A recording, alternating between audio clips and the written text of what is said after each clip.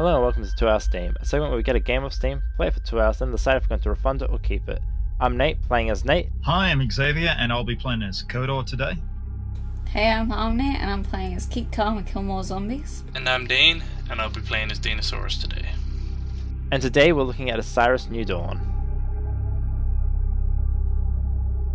Osiris is a sci-fi survival adventure game that pits you in a world that you crash land on, and you have to discover what happened to the colony there and its occupants, while also surviving against the environment, the creatures, and scavenging for resources to help build your new colony along the way.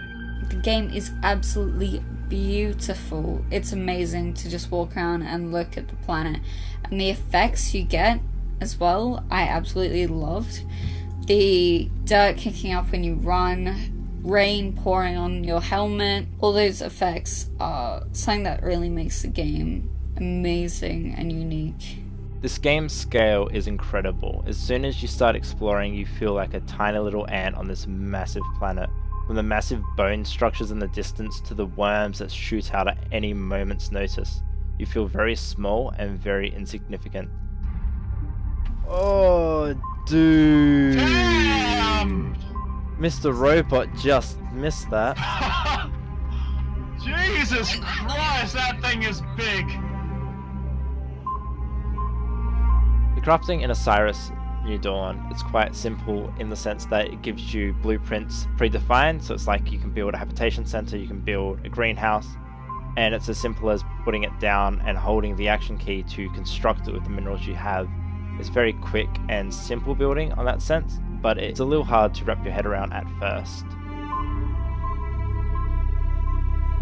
Character customization was awesome. You change every little aspect about your person. You can have a giant head, a tiny head, really big muscles, or really tiny body. But the part that I really enjoyed is the starting classes you can choose. You've got the choice of scientist, ranger, marine, and engineer. Each of them has their points that will lend themselves to the playstyle you prefer, and also they work very well together as a squad-based game where you have to work together and each member of the team brings something that contributes to the overall survival of the squad. In saying that, combat is pretty predominant throughout the game. You'll find yourself in combat situations regardless of your class, and you can still level up and progress your skills in each area to make yourself better. So like, even though you pick like a marine, you could still specialize in science if you tried hard enough to. There was a lot of problems in terms of combat with some of the larger creatures.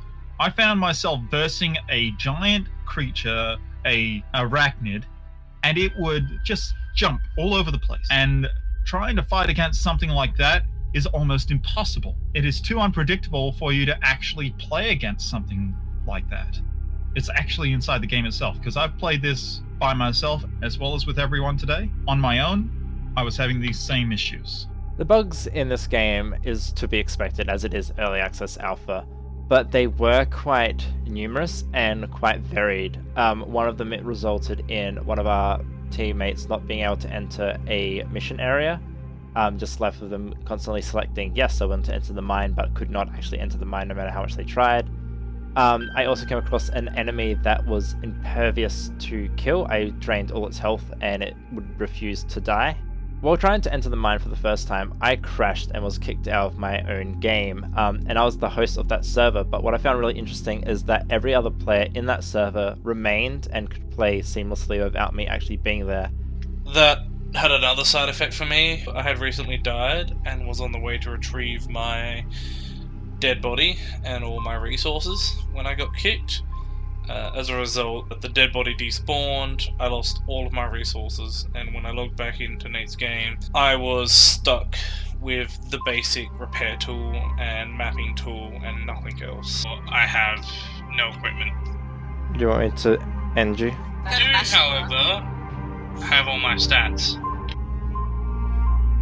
I really enjoyed the game, and I'd like to keep playing it and see how it goes, see where it goes in the story, but because of all the issues, I think I might just keep an eye on it for now. As it stands, however, it's very tough for me to recommend this game when it's so unstable, which is so unfortunate because this game holds so much potential. I want to see where this game goes.